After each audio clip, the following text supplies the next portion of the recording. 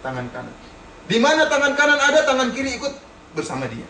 Tangan kanan bekerja, tangan kiri ikut membantu. Di mana saja ada tangan kanan, mesti tangan kiri, karena tangan kiri sahabat dekat tangan kanan. Namun tatkala berinfak, tangan kanan berinfak, tangan kiri tidak tahu. Subhanallah. Bagaimana ikhlasnya orang ini? Bisa jadi orang ini memiliki sahabat dekat. Semua perkara orang ini diketahui oleh sahabatnya. Namun tatkala dia beramal soleh, tatkala berinfak, dia tidak beritahukan sahabatnya. Itu maksudnya. Dia beramal dan berusaha menyembunyikan amalannya. Maka dia akan dinaungi oleh Allah Subhanahu wa taala pada hari kiamat. Siapa di antara kita yang bisa seperti itu? Bisa menyembunyikan amalan kita. Coba kita tanyakan dari kita sekarang, berapa amalan kita yang kita sembunyikan? Ataukah semua amalan kita ceritakan sama orang? Kita baru nyumbang 10 real saja sudah cerita ke sana sini. Apalagi 100 real. Apalagi 1000 real. Alhamdulillah saya kemarin menyumbang 1000 real. Cerita ke orang-orang. Jangan Bapak. Jangan kurangi pahala sedekah kita. Kalau kita ingin dilindungi oleh Allah Subhanahu wa taala pada hari kiamat kelak, maka sembunyikan amalan kita. Memang setan akan datang menggelitik kita. Menggelitik, ceritakan amalanmu biar orang tahu kamu itu siapa. Dan kita akan tergelitik, akhirnya kita ceritakan sama orang. Saya telah beramal demikian. Tadi malam saya sholat malam, alhamdulillah. Saya sudah khatam Al-Quran 20 kali, alhamdulillah. Cerita sama orang. Pamer, saya sudah hafal 17 juz. Sebagian orang malah ingin dipuji dengan apa yang dia tidak lakukan. Sebenarnya orang demikian ya. Ingin dipuji dengan apa yang dia tidak miliki. Apa yang kita miliki saja tidak boleh kita harapkan pujian dari manusia. Oleh karena itu ikhwani fil azani Allah yakum, ini faedah yang sangat agung. Kita berusaha untuk mengikhlaskan amalan kita. Semoga Allah Subhanahu wa taala melindungi kita pada hari kiamat kelak, hari yang sangat mengerikan kelak. Kemudian di antara faedah keikhlasan yaitu Allah Subhanahu wa taala akan memudahkan urusan kita. Allah Subhanahu wa taala akan memudahkan urusan kita. Dalam satu hadis, jaa Arabiyyun li Nabi sallallahu alaihi wasallam. Ada seorang Arab Badui datang menemui Nabi sallallahu alaihi wasallam. Kemudian dia berkata kepada Nabi sallallahu alaihi wasallam, "Inni lam ubayyika ala an akhudha ghanimatan." Berkala jihad, dia datang kepada Nabi, dia mengatakan, "Ya Rasulullah, saya ini berbaiat kepada engkau bukan karena untuk mencari ghanimah, bukan karena ingin mencari harta rampasan perang. Wa innama bay'atuka ala an yadkhula sahmun min huna wa asyara ila raqabatihi wa yakhruju min huna."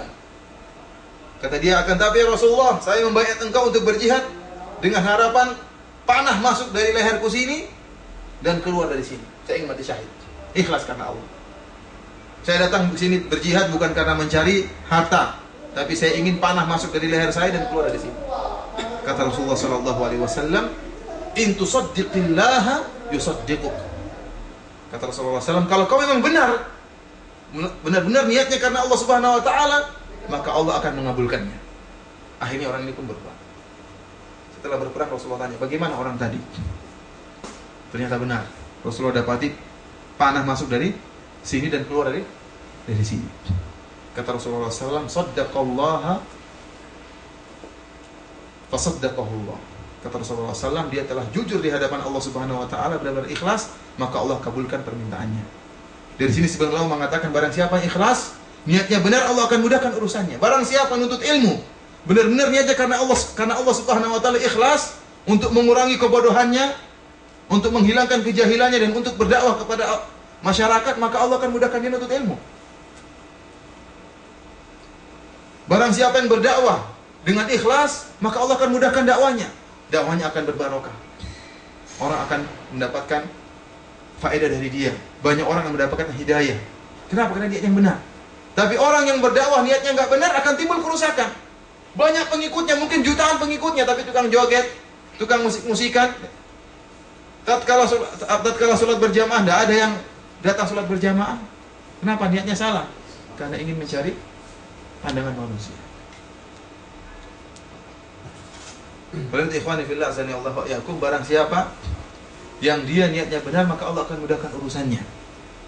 Bisa jadi dia bersedekah ya, dengan sedikit harta, akan tetapi kalau dia ikhlas, maka Allah akan beri barokah terhadap sedekahnya. Bisa jadi orang ngeluarin duit banyak untuk menyumbang perkara-perkara amal, pekerjaan-pekerjaan yang merupakan amal soleh, membangun pondok dan sebagainya. Akan tetapi jika niatnya tidak benar, bisa jadi tidak ada barokahnya. Oleh karena itu di antara faedah ikhlas yang tadi kita sebutkan, bahwasanya Allah akan memudahkan urusan seorang dengan keikhlasannya. Ikhwani fillah, azani Allah wa iyyakum, di antara faedah keikhlasan juga yaitu Allah akan merubah amalan yang tadinya merupakan amalan adat bisa menjadi amal ibadah. Dalam satu hadis kata Rasulullah sallallahu alaihi wasallam, tidaklah engkau menafkahkan suatu nafkah tabtaghi biha wajh Allah, dengan engkau harapkan wajah Allah Subhanahu wa taala, illa ujirta 'alaiha, kecuali engkau akan mendapatkan pahala dari Allah Subhanahu wa taala, hatta luqmata allati taj'aluha fi fimra'atik, bahkan sesuap makanan yang kau berikan di mulut istrimu. Ini dalil bahwasanya perkara adat kebiasaan, adat sehari-hari kita, kalau kita ikhlaskan karena Allah Subhanahu wa taala, maka Allah akan beri pahala. Kita tahu bahwasanya seorang laki-laki yang sedang memberi makan kepada istrinya, menyuap istrinya, tentunya dalam keadaan senang-senang dengan istrinya. Dalam keadaan apa? Sedang bermesra-mesraan dengan istrinya. Tentunya dalam perkara dunia. Akan tetapi tatkala niatnya karena Allah Subhanahu wa taala, dia memberi infak kepada istrinya karena Allah Subhanahu wa taala, maka Allah akan memberikan ganjaran bagi dia, akan memberikan pahala bagi dia. Kemudian di antara faedah keikhlasan yaitu Allah Subhanahu wa taala akan mudah mengabulkan doa kita. Allah akan memudahkan mengabulkan doa kita. Kita tahu bahwasanya kisah 3 orang yang masuk dalam goa. Tatkala masuk dalam goa, berlindung dalam goa, tahu-tahu ada batu besar menutup pintu goa.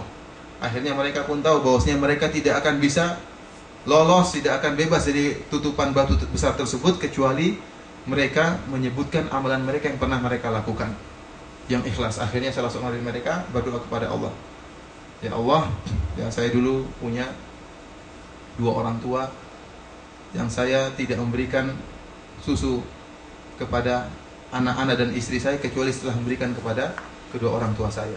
Suatu saat saya datang, ya, sore atau kemalaman, ingin saya membawakan susu segar kepada kedua orang tua saya, ternyata orang tua saya ketiduran di kursi. Saya pun berdiri menunggu orang tua saya bangun. Siapa tahu 5 menit berikutnya orang tua saya bangun, siapa tahu 1 jam berikutnya. Makanya laki-laki ini terus berdiri menunggu orang tuanya bangun. Kata dia, padahal istri saya, anak-anak saya lagi menangis minta susu tersebut. Namun karena kebiasaan saya mendahulukan orang tua saya daripada anak-anak saya dan istri saya, maka saya biarkan anak saya menangis. Akhirnya saya berdiri menunggu orang tua saya sampai pagi hari. Ternyata orang tuanya nggak bangun-bangun. Bangunnya kapan? Tatkala di pagi hari. Baru kemudian dia berikan minum kepada kedua orang tuanya, baru dia berikan kepada anak-anaknya. Bayangkan dia menunggu, ya, pegang minuman susu, menunggu orang tuanya bangun. Siapa tahu terjaga di malam hari, siapa tahu terjaga jam 2 malam, siapa tahu ternyata tidak terjaga kecuali setelah pagi hari. Kata dia, ya Allah, kalau memang amalan saya karena engkau ikhlas ya Allah, tolong bukakan pintu goa. Akhirnya pintu goa pun terbuka sedikit. Orang yang kedua yang dia berdoa kepada Allah, kata dia, ya Allah, dulu saya mencintai seorang wanita, namun wanita tidak mau sama saya. Akhirnya suatu saat wanita itu butuh duit. Akhirnya saya berikan kepada dia dengan syarat dia mau berzina dengan saya. Akhirnya wanita tadi pasrah, ya, karena butuh duit datang kepada dia dan mau dizinai sama saya. Tatkala saya sudah kasih duit dan saya ingin buka bajunya dan saya tinggal berzina saja, kata wanita tadi, ittaqillah, takutlah kepada Allah. Kata dia, maka saya pun meninggalkan wanita tadi dan saya berikan dia uang. Kata laki-laki, ya Allah, kalau saya memang melakukannya karena engkau, ya Allah, ikhlas karena engkau, tolong bukakan pintu gua. Terbukalah pintu gua lagi, namun belum bisa keluar. Orang yang ketiga berkata, ya Allah, saya dulu punya pegawai banyak, saya kasih gaji semuanya, cuma 1 orang aja yang nggak sempat saya gaji karena dia pergi. Gajinya saya pegang. Akhirnya gajinya ini, ya, saya kembang biakan. Akhirnya saya kembangkan gajinya tadi, akhirnya menghasilkan banyak hewan-hewan ternak. Ada onta, 1 lembah isinya onta, 1 lembah isinya apa? Sapi. Banyak sekali hasilnya. Setelah bertahun-tahun datang pegawai ini, minta gajinya. Fulan, mana gaji saya yang dulu belum kau kasih? Gajinya sedikit. Kemudian kata orang ini, saya pun berkata kepada pegawai saya tadi, semua yang kau lihat di hadapan matamu